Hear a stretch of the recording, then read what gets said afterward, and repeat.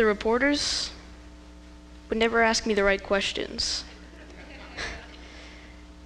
They would always ask, "Are you scared or are you nervous?" Well, of course I wasn't scared. I was well prepared and trained for this moment. The thing I was afraid of most was the reporters themselves. My first hot air balloon solo was why they were all there, and I couldn't exactly figure out why it was such a big deal to them. I mean, I guess it was because I was just 9 years old. I was born in 2002, here in Albuquerque, New Mexico, the ballooning capital of the world.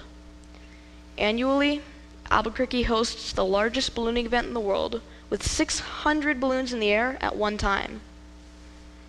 Both of my parents were, and still are, balloon pilots, along with my great-grandfather and two of my grandparents. I took my first flight at 11 months old, as a passenger, of course. And at first, I was terrified of the propane burners. They produce 15 million BTUs per hour, and a lot of noise. In comparison, your home furnaces probably produces around 100,000 BTUs per hour. I mean, seriously, who wouldn't be afraid? They were loud metal things that spewed fire into the sky. Scary, right? Well, this didn't last too long, because at the age of 4, my father let me use the burner while we were on the ground. This sparked my interest for the amazing sport. My dad wasn't just any balloon pilot. He had nearly 60 world records and over 5,000 hours in countless different balloons. Because of this, traveling around the world to fly was pretty normal to us. It was in Turkey, at the age of 7, while we were visiting my father, that I began to think about flying alone in a balloon. We thought about it a lot, and not too long after, we pondered the idea of me flying solo before I was at the minimum soloing age in a standard balloon of 14 years old. We looked into how we could make this possible, and we found out that if a balloon is under 155 pounds, it is considered as an ultralight vehicle. This means that anyone can fly it, no matter what age or experience level they're at. With the help of a lot of friends and family, we designed and began to build my ultralight hot air balloon. We started by cutting the fabric into panels. Next, we had to tie-dye the balloon.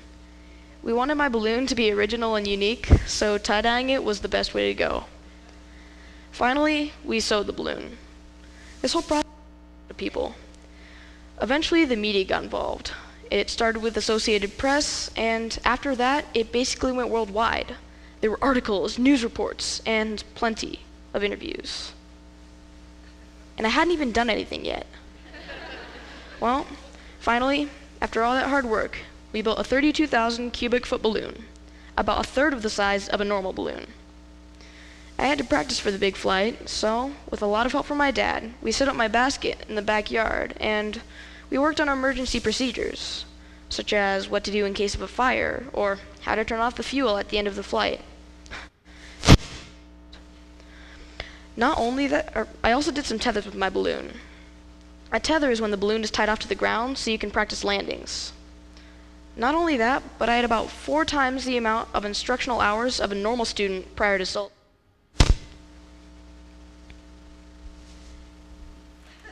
You can't do this. Are you insane? Are you sure your parents are letting you do this? That's what I would always hear. And no matter how many people tell you that you can't do it, don't listen to them. Finally, after all that planning, practice, and persistence, I was ready to solo. 2.5 years and 2 inches ago, on the morning of June 4th, 2011, I soloed my hot air balloon in this basket. And a few answers to commonly asked questions. I flew for 26 minutes just south of Albuquerque. I went for about a mile and to a maximum of 1,000 feet above ground. From there, my dad's truck looked like a toy car. I flew with 3 other balloons in the air and plenty of chase crew. It was a beautiful morning, and it was extremely exciting to be in the air all on my own. And yes, I was alone. Though I didn't want to land just yet, my parents had other ideas. So, I safely piloted my balloon back down to the earth on a road. I was known as the youngest person to ever solo in a hot air balloon.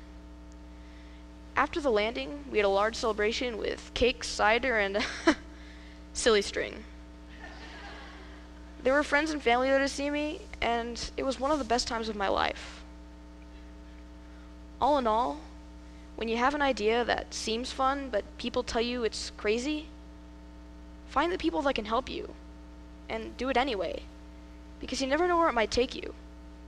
Just this one flight has led me to Mexico twice for balloon festivals, California for a game show on Nickelodeon, and here, on the TEDx ABQ stage. Now, even my dad's records are in sight. So, even if those reporters, or anyone, are asking you the wrong questions, go prove them wrong and do what you want to do, no matter how old you are. Use the planning, practice, and persistence that got me where I am today, because you never know where it might take you.